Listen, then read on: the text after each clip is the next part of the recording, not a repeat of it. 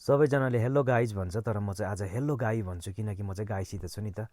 सेवारो म पवन सुब्बा। आज हामी चाहिँ रिङटाङ बाँसघारी आएका छौँ फेदेङमा लिनका लागि र उहाँको घरदेखि मुनि चाहिँ एउटा मजाको ब्रिज बनिएको रहेछ परिवर्तन र हामी चाहिँ त्यो ब्रिजमा फोटो भिडियो खिच्नको निम्ति चाहिँ मुकेश भाइसँग आयो। थ्याङ्क यू मुकेश भाइ यो भिजिट गराइदिनु भएकोमा।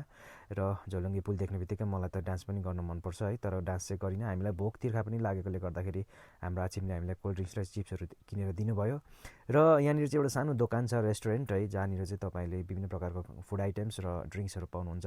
त्यहाँनिर चाहिँ दिदीले मलाई देख्नुभयो र त्यहाँको दिदीसँग म एकछिन कुराकानी गर्छु है त, उहाँले के भन्नुहुन्छ सुन्नुहोस् है त। नमस्कार दिदी, स्वागत छ। नमस्ते भाइ, नमस्ते। सन्चै हुनुहुन्छ? हजुर सन्चै। म चाहिँ भाइको followers. Thank you very much दिदी, तपाईँले हेरिदिनु हुँदो रहेछ। तपाईँ पनि मेरो फलोवर्सहरू मध्ये एक हुनुहुँदो रहेछ होइन त। म त फलोवर्स भन्न रुचाउँदिनँ, म चाहिँ मेरो परिवारको सदस्य होइन भनेर रुचाउँछु। तपाईँलाई धेरै धेरै धन्यवाद दिदी। अनि दिदी यहाँ तपाईँले यो दोकान खोल्नुभएको चाहिँ कति भयो त? मैले हाम्रो यो दोकान खोलेको चाहिँ 2 वर्ष लगभग हुन आँट्यो। हजुर, म पहिला पनि 2-3 चोटि आएको थिएँ तर तपाईँलाई देखेको थिइनँ होइन। अहिले यहाँ जोइन भएको भनौँ न। ए हजुर हजुर, एकदमै खुसी लाग्यो है। एकदम राम्रो राम्रो परिकार के पकाउनु हुँदैछ है? अहिले चाहिँ यहाँ भेज मोमो भाइ। ए हजुर हजुर, एकदमै यस्तो ठाउँमा है अब हताहता खानेकुराहरू पाइँदैन र पनि तपाईँले यस्तो सर्भिस दिनुभएको छ। दिदीलाई धेरै धेरै धन्यवाद है। ल दिदी हेरिदिँदै गर्नु होला। हस् हुन्छ।